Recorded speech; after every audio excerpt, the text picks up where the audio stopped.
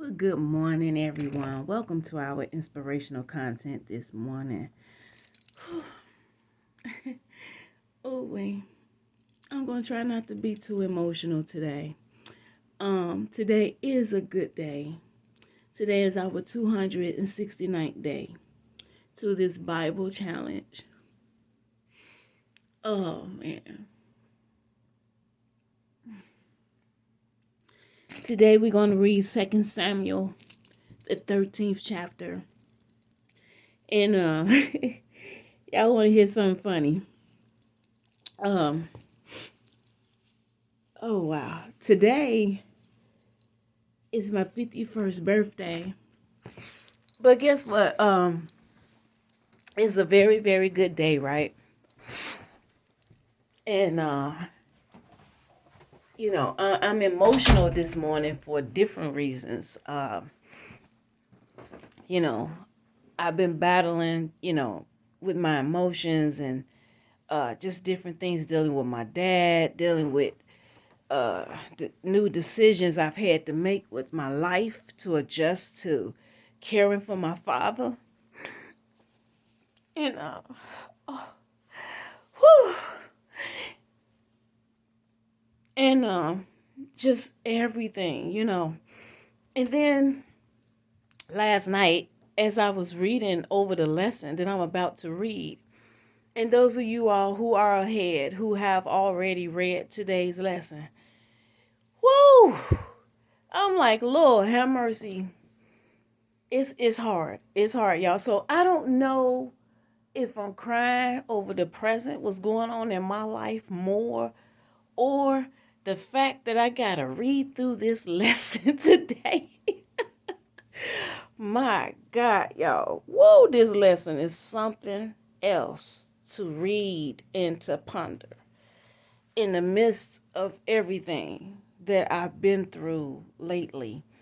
The good and the bad, and just knowing that we still have to trust God. Okay? And this next lesson that we about to get into, David still has to trust God in what we're about to read. I mean, oh, wow. Life is something else.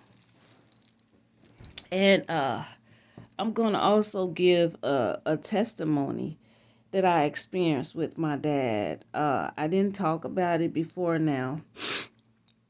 Not that I took it for granted, because Lord knows I didn't. It's just I knew it was going to stir up emotion. And so, but I do want to talk about it before this video is over with. So just hang in there. It's a testimony I have with my dad that happened either Sunday morning or Monday morning of this week. Sunday over the weekend. And so let's get into the lesson. Again, we are 269 days into this lesson. And I'm going to try to be as strong as I can for so many reasons. Number one is my birthday. And believe me, y'all, I'm emotional, but some of it is joy. Some of it is joy. Is not all sad, but it's joy because my dad is still here, y'all. He's still here, and he's actually recovering physically well. He's actually recovering well. There's still some mental things going on with him with his early dementia and everything, but y'all excuse me for the sniffles, and I don't know how to edit and all that, so I'm just gonna have to deal with it because I can't. If I pause this video, I'm gonna lose it, but I'm just gonna be okay in Jesus' name. I'm gonna get ready and get started with this this lesson today. Absalom, son of David, had a fair sister whose name was Tamar, and Amnon, her half-brother, son of David, loved her. And Amnon was so troubled that he fell sick for his half-sister Tamar, for she was a virgin. And Amnon thought it impossible for him to do anything to her. But Amnon had a friend whose name was Jonadab, son of Shemaiah, David's brother. And Jonadab was a very crafty man. He said to Amnon, "Why are you, the king's son, so lean and weak looking from day to day? Will you not tell me?" And Amnon said to him, "I love Tamar, my half brother, Absalom's sister." Jonadab said to him, "Go to bed and pretend you are sick. And when your father David comes to see you, say to him, 'Let my sister Tamar come and give me food and prepare it in my sight, that I may see it and eat it from her hand.'" So Amnon lay down and pretended to be sick. And when the king came to see him, Amnon said to the king, "Pray, let my sister Tamar come and make me a couple of cakes in my sight, that I may eat from her hand." Then David sent home and told Tamar, "Go now to your brother Amnon's house and prepare food for him." So Tamar went to her brother Amnon's house, and he was in bed. And she took dough and kneaded it, and made cakes in his sight and baked them. She took the pan and emptied it out before him, but he refused to eat. And Amnon said, "Send everyone out from me." So everyone went out from him. Then Amnon said to Tamar, "Bring the food here into the bedroom, so I may eat from your hand." So Tamar took the cakes she had made and brought them into the room to Amnon, her brother. Now I'm going to continue to read up until a certain point, then I'm going to stop. And when she brought them to him, he took hold of her and said, "Come lie with me, my sister." She replied, "No, my brother, do not force and humble me, for no such thing should be done in Israel. Do not do this foolhardy, scandalous thing.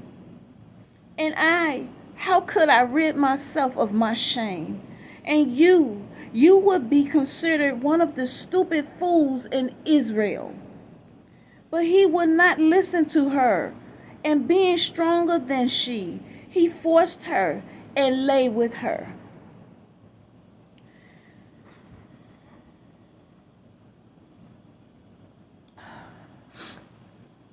Then Amnon hated her exceedingly, so that his hatred for her was greater than the love with which he had loved her. And Amnon said to her, "Get up and get out." But she said, "No, this great evil of sending me away is worse than what you did to me." But he would not listen to her. He called the servant who served him and said, "Put this woman out of my presence now, and bolt the door after her." Now Tamar was wearing a long robe with sleeves and of various colors, for in such robes were the king's virgin daughters clad of old. Then Amnon's servant brought her out and bolted the door after her. And she put ashes on her head and tore the long sleeved robe which she wore, and she laid her hand on her head and went away shrieking and wailing.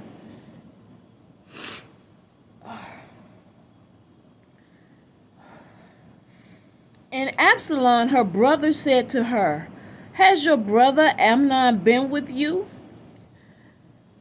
Be quiet now, my sister. He is your brother. Take not this matter to heart." So Tamar dwelt. Oh my God. Oh my God. Woo. Y'all have to excuse me. Oh my, where was I? Let's read 20 again. Follow along with me, and this is the Amplified Version Bible. Let's read 20 again. And Absalom, her brother, said to her, "Has your brother Abner been with you? Be quiet now, my sister. He is your brother. Take not this matter to heart." So Tamar dwelt in her brother Absalom's house, a desolate woman. But King David heard of all these things. He was very angry. And Absalom spoke to Amnon, neither good nor bad. For Absalom hated Amnon because he had humbled his sister Tamar. After 2 full years, Absalom had sheep herders at Belhazor near Ephraim, and Absalom invited all the king's sons.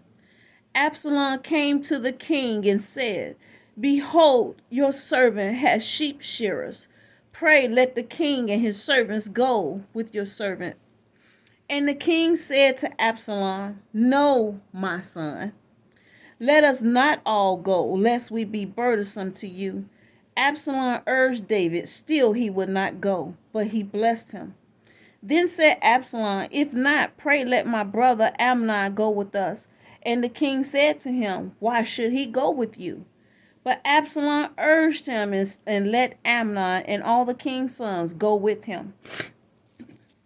Now Absalom commanded his servants.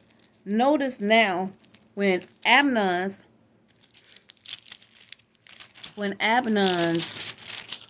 heart is merry with wine, and when I say to you, strike Amnon, then kill him. Fear not, have I not commanded you? Be courageous and brave. And the servants of Absalom did to Amnon as Absalom had commanded. Then all the king's sons arose, and every man mounted his mule and fled. While they were on their way, the word came to David. Absalom had killed all the king's sons, and not one of them is left. Then the king arose and tore his garments and lay on the floor, and all his servants standing by tore their clothes. But Jonadab, son of Shimei, David's brother, said, "Let not my lord suppose they have killed all the king's sons, for Amnon only is dead." This purpose has shown itself on Absalom's determined mouth ever since the day Abner humiliated his sister Tamar. So let not my lord the king take the thing to heart and think all the king's sons are dead, for Amnon only is dead. But Absalom fled, and the young man who kept the watch looked up, and behold, many people were coming by the way of the hillside behind him. And Jonadab said to the king, "See, the king's sons are coming. It is as your servant said." May God add a blessing to the reading of this powerful word. And that was the first 33 verses. I could just go ahead, I'm going to go ahead and finish it because it's only 39 verses, so we might as well go ahead and knock it out together. And that's one chapter. You all don't have to go back and finish. So let not my lord the king, okay, we read that. 34. But Absalom fled, and the young man who kept the watch looked up, and behold, many people were coming by the way of the hillside behind him. And Jonadab said to the king, "See, the king's sons are coming. It is as your servant said." And as he finished speaking, the king's sons came and lifted up their voices and wept. And the king also and all his servants wept very bitterly. But Absalom fled and went to his mother's father, Tamar, son of Ammihud, king of Gashur. And David mourned for his son Amnon every day. So Absalom fled to Geshur and was there 3 years.